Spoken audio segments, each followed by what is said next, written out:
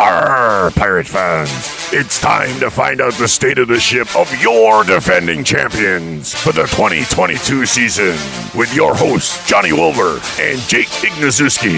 And now, brought to you by Resonate, it's the state of the ship. Welcome back into the state of the pirate ship. I am your host, Massachusetts Pirates Team Insider Jake Ignaszewski, and I'm going to be flying solo today as Pirates public address announcer John Wilbur was unable to join me. But in this episode, we're not only going to be recapping the Pirates' loss to the Vegas Nighthawks last Sunday, but also previewing their upcoming game on Monday, May 9th against the San Diego Strike Force as the Pirates embark on a 2-week road trip out west. And as I mentioned, they're going to be playing the Strike Force this upcoming week. And then next week, they're going to be playing in a very highly anticipated rematch of the United Bowl of last year against the Arizona Rattlers in Arizona. But let's start off by talking about the Pirates' tough loss to the Vegas Nighthawks. They fell to the Nighthawks 46-44 in the final seconds. But looking at what the Pirates did offensively, the offense did their job. We saw Alejandro Benefield complete 15 of his 21 pass attempts, throwing for 172 yards with 2 passing touchdowns, no interceptions. And he also rushed for 21 yards with 3 scores. And it was nice to see Dro back under center, even though Mike Glass did a phenomenal job of filling in for him against the Barnstormers when Benefield had an illness and wasn't able to play. But it really seemed like, he came right back in with no misstep. And it was also his first game in the DCU Center for almost around a month. And so it was nice to see him be able to come back to that Pirates crowd on Phoenix Field in the DCU Center and really dominate against the Vegas Nighthawks defense. But that wasn't enough, as the Pirates defense struggled mightily to not only contain the Nighthawks quarterback Gerard Evans, but also not record penalties. We saw the Pirates really struggle with their penalties. They totaled 13 throughout the game. 10 of those penalties were on the defense, and also 4 of those penalties were also on offsides. And this was something that happened in the most critical situations, and it just allowed the Nighthawks offense to continue drives and keep on driving down the field. We saw the Nighthawks quarterback Gerard Evans finish with 18 completed passes over his 25 attempts, totaling for 203 yards, 4 scores, and he had 7 total touchdowns. 3 of them came on the ground as he ran for 8 carries with 39 yards. And the Nighthawks signed him on Wednesday or Thursday. And this was something that I actually asked not only Coach Kaiser, but also defensive back Aaron Maxey Penn on if the signing of Evans being later in the week and relatively close to when the game was on Sunday, did that impact the preparation that the Pirates had going into the game? Is that one of the biggest reasons why they struggled on defense to contain Evans? And both Kaiser and Maxey Penn both said that would be a really easy excuse. There'd be a great scapegoat for us to use on why we struggled so much defensively.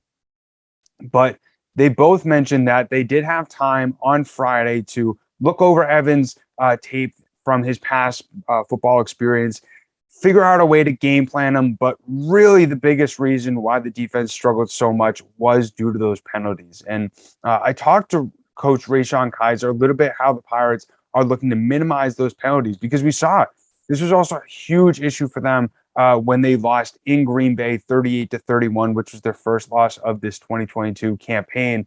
And in that game, they had 14 penalties for 97 yards. But looking at this one, as I mentioned, they had 13 penalties total, but that also amassed 120 total yards. And when you're allowing that many penalties, it's so tough for you to be able to find ways to win a game, especially in arena football. But as I mentioned, Coach Kaiser spoke on how the team was using their film time and also practice to minimize these penalties. And he said, this week we're working on a lot of hard counts with the defensive line to keep the guys from jumping off sides. We just have to be more disciplined, but we're going to clean that up going forward. And especially as Kaiser being the defensive coordinator, also the secondary coach, I asked him if the struggles really made him rethink his game planning before during the week leading up to the game. And he mentioned that he was trying a few different new things,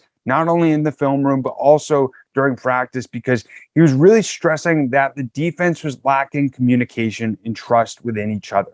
He mentioned that right now it's a lot of selfish guys out there. And something that I've really seen being around the players, not only throughout practice, but during their meetings and everything like that, they really took this loss to heart. And they really used this time during this week leading up to the game in San Diego to, really come together as a team and figure out how they're not going to allow types of losses like happened on Sunday happen once again. And they're really looking at this situation on what isn't going right and how can we move forward to fix whatever issues are happening right now. And we really saw them preach trust. We're a family, and all throughout practice. And we saw a lot of guys joking around, but also being very serious on the main goal of winning and really taking this next game against San Diego seriously and using that motivation from Sunday's loss to ultimately run the table. That's a word that Coach Kaiser used in my conversation with him on the Coach's Corner this past week, that he is looking at this next game as a must-win game, and that they're hoping to run the table for the rest of the season. And we saw last season that after 6 games, it was so critical for this Pirates team. And interestingly enough, even though last year's team ended up winning the championship in the United Bowl, they were actually 3-3. They had a 500 record after 6 games. And right now, this team is 4-2.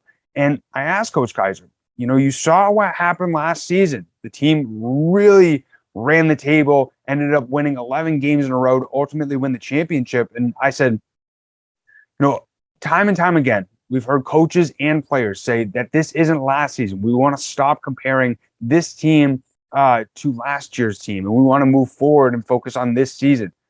But at the same time, I asked him if he's looking to replicate sort of what they did last year. And he mentioned we learned a lot from last year from the challenges that we had early on in the season. We're looking to understand that this is a much different team. There's different players, but we're trying to use the players that were here last year, and we're able to help us build what we built last year to help curate sort of the dominance that the Pirates were able to find during that 7th game and beyond to ultimately be as successful as they were last season to hoist the trophy at the end of the season. And, you really saw a lot more focused Pirates team throughout this week, a lot more determined Pirates team than we've seen in previous weeks. And, it was really interesting to see everybody come together because, going into this Strike Force game, San Diego's coming off of a 38-28 win against the Bismarck Bucks. And, Stephen Cluvey, their quarterback, was not messing around. He he was 20 for 30 on his pass attempts, totaled for 197 yards through 2 touchdowns with an interception. And looking at some of their really good players on offense, looking specifically at their wide receiver, Troy Evans, he amassed 67 total yards with over 4 receptions. Also made 2 trips to the end zone. They also have a very good running game as well with Trayvon Van. He was their leading rusher in last game, totaling 12 carries for 45 yards and also had 2 scores. But really looking at this Strike Force team, one stat that I found really interesting is that they have actually allowed the 5th least passing yards in the IFL so far, only allowing 124.7 yards per game. And when you look at the Pirates, they're ranked 2nd in passing with 157.8 yards per game. And that's something that's really interesting to look out for, because we could see, as dominant as this Pirates passing team has been so far, we could see the strike force really make it difficult for them, especially in the secondary. And the offense for the strike force has struggled a little bit. They're 14th currently in the league, averaging 31.3 points per game, and they've also, interestingly enough, thrown the 5th fewest interceptions. But this could be a great game for the Pirates defense to reclaim their identity of being a dominant defense. We saw last season the best IFL defense that there was out there. They stopped teams left and right, and we've seen this defense struggle a little bit to start the season so far, especially in the second half. And we saw, especially in last game, they allowed Vegas to creep right back in and ultimately win the game. So we're gonna see this Pirates defense be a lot more determined, I feel, to stop this San Diego offense from really allowing to walk all over them like we saw Vegas be able to do. And coming into this game, the Pirates were able to hold their lead in total sacks of 13, and they're also ranked 5th right now in the IFL in defense. But I think that, like Coach Kaiser said, this is a must-win game. This game is going to really determine the trajectory that this team is going to have. It's really going to be critical for them to come out the gate swinging, especially ahead of a game which is a highly anticipated rematch against their rival in the Arizona Rattlers. But I am so excited to see sort of how this team is able to use this loss to motivate them in San Diego. And I'm very excited to see sort of how it all plays out, especially after such a tough loss this past Sunday. But John and I are going to keep you posted throughout this season to let you know everything that's going on with the Massachusetts Pirates. That's it for this episode of the recap of last game, as well as the preview for this upcoming game. But we greatly appreciate everybody who has tuned into the State of the Pirate Ship so far this season. This is the #1 spot to find all your Pirates information and to keep you updated week in and week out. So if you have not yet, make sure to go over, subscribe on YouTube. It's Mass Pirates, as well as also subscribe on all audio platforms that you have out there, so you're updated every single week when we post a new episode.